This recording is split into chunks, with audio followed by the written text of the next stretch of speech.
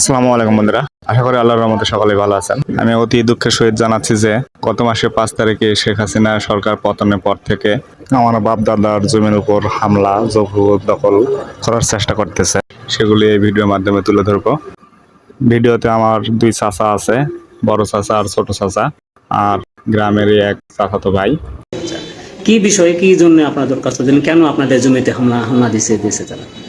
গত 5 তারিখে সরকার পতনের পরে তারা বিএনপি করে, আমরা আমলিগ করি, এই জন্য তারা আমাদের উপরে তারা আগে থেকে সন্ত্রাসীগিরি করে, বিভিন্ন প্রিন্সিপ ব্যবসা। তারা কয়েকদিন আগেই এই খায়রুল ইসলাম, তারপর রমজান আলী আতোয়ারেরা সব জেল খেটে গেল, আমজাদ হোসেন জেল খেটে গেল, জেল থেকে বের হয়ে যায় আমাদের উপরে এই জমা জমিতে হামলা হয়েছে। এই জমা জমি কি আপনাদের না ওদের?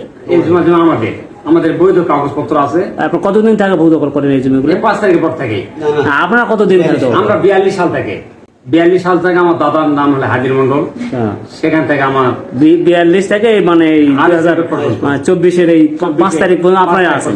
হঠাৎ এরা যায় দখল করার চেষ্টা করে, মানে জোরপূর্বক দখল করার চেষ্টা করছে, মানে আপনাদেরকে উচ্ছেদ করে ওরা দখল নেওয়ার চেষ্টা করতেছে। তো এই বিষয়ে আপনার কোথায় অভিযোগ করেছেন? এই বিষয়ে আমরা অভিযোগ করেছি, থানাতে অভিযোগ করেছি, এসপি অফিসে, ডিসি অফিসে, এডিসি অফিসে এবং সেনাবাহিনী নওগাঁ। অভিযোগ করে এরা কোনো ব্যবস্থা নিয়ে এমন কোনো প্রতিকার আমরা পাই? থানায় অভিযোগ করেননি? থানায় অভিযোগ করেছি। থানাতেও অভিযোগ করেছি। থানাকে যায়নি? ওখানে থানা গেছিল, যাই কি বলে আসে? যায় বলেছে যে তোমরা কি জন্য এখন তোমার কাগজপত্র নিয়ে হাজির হয় না। ওরা হাজির হয় না? আপনাদের তাহলে কি আবাদ করতে বলছেন?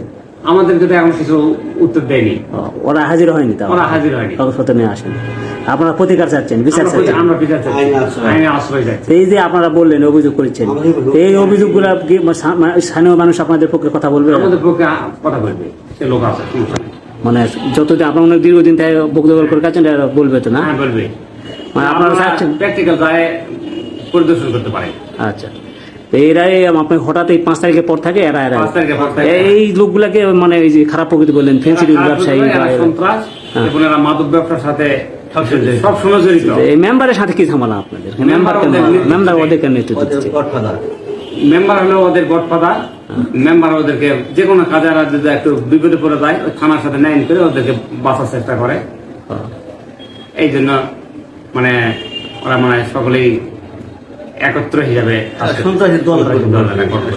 কতজনের জমি দখল করেছে ওরা? এরকম মন্তব্যকে দাসনগরে প্রায় 20-25 জনের লোকের জমি ওরা দখল, 40-50 জমি বর্তমানে অবৈধ কিছু লোকের জমি। আচ্ছা, অবৈধভাবে দখল করার চেষ্টা করছে, আবার নতুন আমার চেষ্টা করতেছি অবৈধ বাবা ওরা আবার চেষ্টা করছে আপনাদের জমি দখল, আমাদের জমি হুমকি তুমকি দিচ্ছে, পরবর্তীতে হুমকি দিচ্ছে। আচ্ছা ঠিক আছে।